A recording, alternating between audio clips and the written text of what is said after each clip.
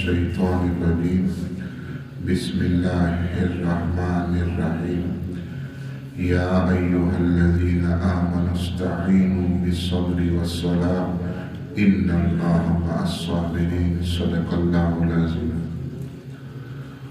اللهم صل على سيدنا ومولانا محمد وعلى آل سيدنا ومولانا محمد وبارك وسلم۔ ان آیات کا یہاں پر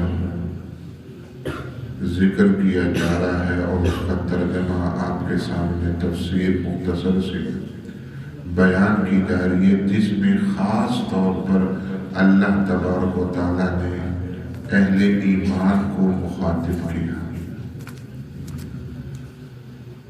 یا ایھا الذین آمنوا، اے ایمان والو، استعینوا بالصبر والصلاۃ، صبر اور نماز کے ذریعے مدد حاصل کرو۔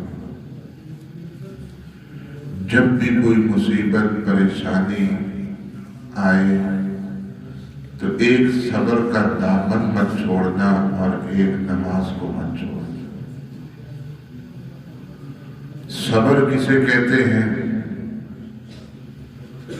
اپنے نفس کو روکنے کا نام یہ صبر ہے، قابو میں رکھنا یہ صبر ہے۔ یہ جو صبر ہے تین معنوں میں استعمال ہوتا ہے، تین جگہوں پر استعمال ہوتا ہے۔ نیکی پر نفس کو مجبور کرنا، دل نہیں چاہ رہا، نماز پڑھنے کا جی نہیں کر رہا، نیک کام کرنے کا جی نہیں کرنا، نفس کو مجبور کرنا، کوئی چاہے یا نہ تمہیں کرنا یہ کام۔ گناہ سے باز رکھنے پر نفس کو مجبور کرنا۔ جیسے کہ کتابوں میں ایک واقعہ بھی لکھا ہے کہ کوئی بندہ مسجد میں گیا اور مسجد میں وہ ضربے لگا رہا ہے کہ تو میرا خدا نہیں، میں تیرا بندہ نہیں، تو میرا خدا نہیں، میں تیرا بندہ نہیں۔ لوگوں نے سنا، کیونکہ ہم تحقیق نہیں کرتے، ان سے پوچھتے نہیں ہیں، فوراً مارنا شروع کر دیا، کلمہ کفر کہہ رہے، تو میرا خدا نہیں، میں تیرا بندہ نہیں۔ مولوی صاحب آئے، مولوی صاحب نے چھڑایا، کہا بھائی آپ یہ کیوں کہہ رہے، وجہ کیا ہے؟ مسجد میں بیٹھ کے کلمہ کفر کہہ رہے۔ کہا میں اللہ کو مخاطب نہیں ہوں، میں اپنے نفس کو ہوں۔ نفس مجھے کہہ رہا ہے یہ گناہ کر، میں نفس کو کہہ رہا ہوں تو میرا خدا نہیں، نہ میں تیرا بندہ، نہ میں تیرا بندہ ہوں۔ تو نفس کو حرام اور ناجائز چیز سے بچانا، روکنا، یہ بھی صبر ہے۔ اور تیسرا صبر کا معنی اور مفہوم کہ مصیبت آئے، پریشانی آئے، اس کو یہ سمجھنا یہ خدا کی طرف سے ہے اور کوئی شکوہ زبان پر نہ لانا، یہ بھی صبر ہے۔ جناب رسول اللہ صلی اللہ علیہ وسلم فرمایا کرتے تھے کہ مومن کی شان بڑی عجیب ہے، ہر حال میں خیر ہی خیر ہے۔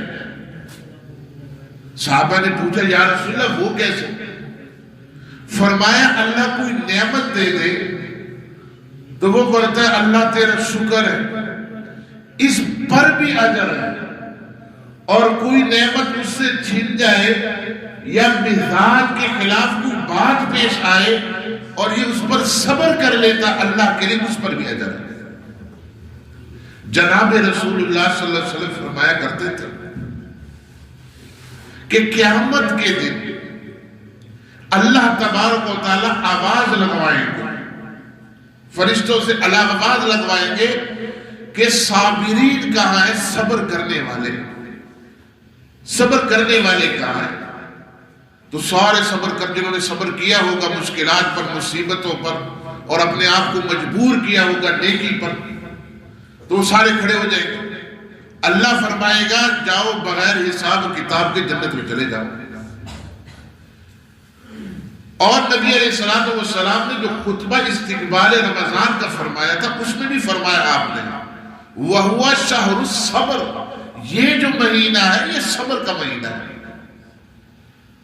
کیونکہ آپ کے مزاج کے خلاف ایک کام آپ کو مل گیا کہ پورے سال آپ کھانے پینے سے نہیں رکے، خواہشات کو آپ نے نہیں چھوڑا.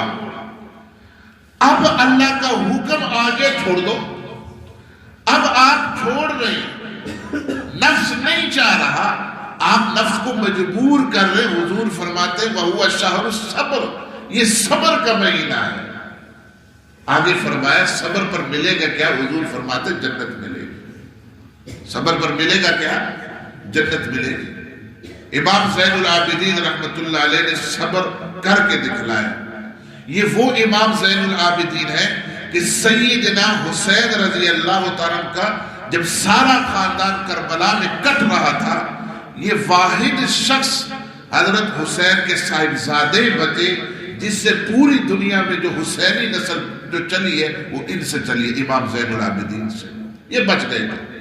ان کے سامنے حضرت حسین کا شہید ہوئے، ان کی جو ہے بھائی شہید ہوئے امام زین العابدین کے. اللہ تبارک و تعالیٰ کے قانون قدرت میں ان کی منشا میں ان کا زندہ رہنا تھا اور حضرت حسین کی نسل چلنی تھی تو یہ بچ گئے. ان کے متعلق آتا ہے کہ ان کے پاس مہمان آئے امام زین العابدین رحمت اللہ علیہ. جب ان کے پاس مہمان آئے تو اس نے اپنے خادم کو، نوکر کو، ملازم کو، اپنے غلام سے کہا جاؤ یہ بڑے ہمارے پیارے عزیز آئے ہیں، کچھ اچھا اکرام کرو، کوئی کباب شباب تکے بناؤ. تو وہ اوپر منزل میں گئے اور کھانا وغیرہ بنا رہے تھے. سیخ ان کے پاس تھا، غلام کے پاس، وہ سیخ ان کے ہاتھ سے گرا ہے.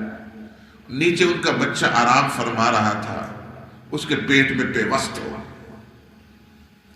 اسی وقت روح پرواز کرنا. ہمارا ملازم ہو، نوکر ہو، ہم اس کو کیا سناتے اگر گلاس ٹوٹ جائے؟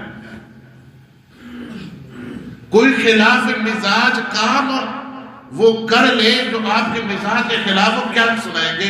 امام زین العابدین رونا تو ایک فطرتی بات ہے، غم ہونا ایک فطرتی بات ہے، لیکن اس بچے کے سر پہ ہاتھ پھیرا، نوکر ملازم کے سر پہ ہاتھ پھیرا.